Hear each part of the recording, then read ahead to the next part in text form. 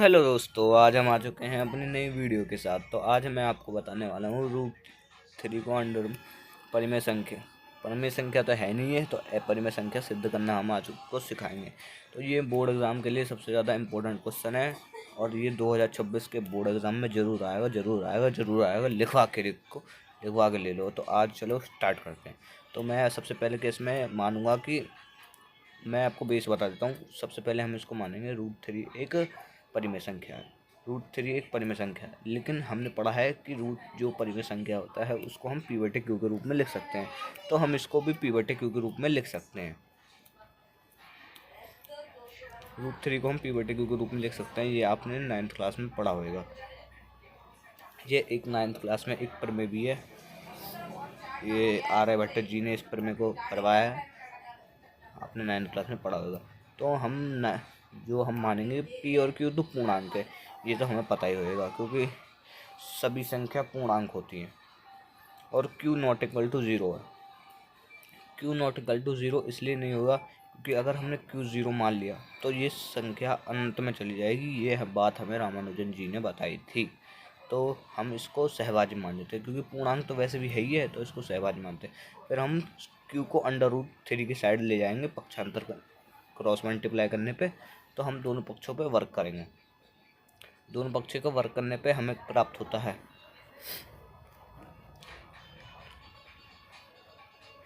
दोनों पक्षों का वर्क कर दिया हमने, तो इससे स्क्वायर से तो रूट कैंसिल हो जाएगा और पी स्क्वायर को पी स्क्वायर वैसे ही रहेगा। फिर हमें इसको 3 को नीचे ले जाएंगे। नीचे थोड़ा मैं ऊपर कर देता हूँ इसको पेज को, जिससे आपको थोड़ा देखने में आसानी है। पी स्क्वायर को हम नीचे ले जाएंगे, जिससे पी स्क्वायर तो 3 से विभाज्य है। पी स्क्वायर 3 से विभाज्य है तो पी भी होएगा, साफ सीधी बात है, क्योंकि उसका स्क्वायर विभाज्य है तो पी भी तो विभाज्य होएगा। फिर हम इसको आगे करते हैं, थोड़ा ऊपर कर देते हैं। फिर हाँ, लिख दिया हमने ये चीज़, विभाज्य है ये। तो चलो आगे हम आप करते हैं। आगे हम इसको मानेंगे p बराबर हम 3m मान लेंगे। m कुछ भी हो सकता है, धनात्मक पूर्णांक जिसे हम लिख सकते हों उसे वही हो सकता है। हम इसको मान लेंगे। इसको हम उसमें मान में पी क्यू स्क्वायर के मान में इसको रख देंगे, पी स्क्वायर के मान को।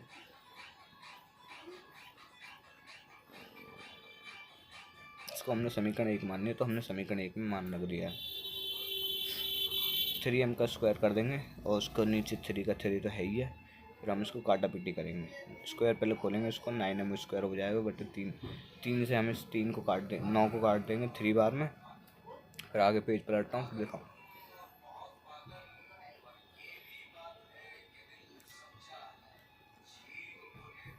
जो पीछे लिखा होता है उसको मैं लिख देता हूँ। हाँ, फिर एम स्क्वायर की तरफ करेंगे, एम स्क्वायर को फिर क्यू स्क्वायर बटे, नहीं गलत होगा थोड़ा सा, क्यू स्क्वायर बटे 3 आ जाएगा। इसको हम लिख देंगे क्यू स्क्वायर बटे 3। तो यहाँ पे हमें क्या प्राप्त हो रहा है, देखो क्यू स्क्वायर तो उससे विभाज्य है, क्यू स्क्वायर 3 से विभाज्य है, तो क्यू भी तो साफ सीधी बात है विभाज्य होगा। हमने पीछे भी पढ़ा थोड़ा सा, विभाज्य होगा। ठीक है, आगे देखते हैं। क्यू भी 3 से विभाज्य होगा। हाँ,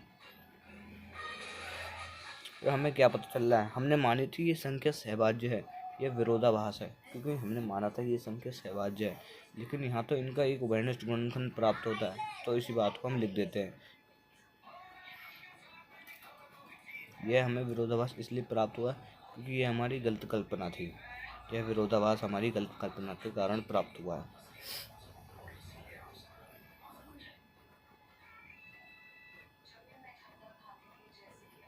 यह विरोधाभास क्योंकि हमने माना था पी और क्यू सहभाज्य है, लेकिन इनका एक उभयनिष्ठ गुणनखंड प्राप्त हो रहा है।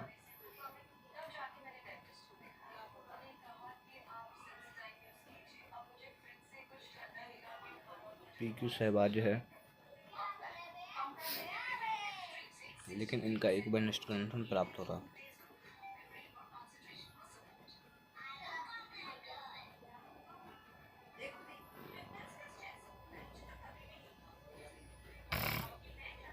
हमें यह प्राप्त हुआ कि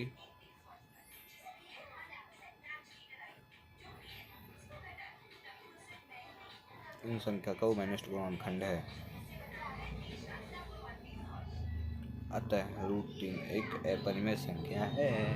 थैंक्स फॉर वॉचिंग। लिख देते हैं इसको, √3 एक अपरिमेय संख्या है। देखो परिमेय है, परिमेय संख्या और अपरिमेय संख्या दो संख्या होती हैं। परिमेय संख्या तो ये है नहीं, तो इसका मतलब ये अपरिमेय संख्या है। Hence proved. कितने अच्छे से तरीके से समझ लिया। कुछ बच्चे जो अभी नए होंगे, वो क्लास 10th में आए होंगे, उन्हें थोड़ी समझने में दिक्कत होगी, लेकिन अगर आप हमारे साथ बने रहेंगे तो हम आपको बहुत अच्छे से समझाएंगे और सब कुछ सिलेबस टाइम पे पूरा करवा देंगे। Thanks for watching. Love you.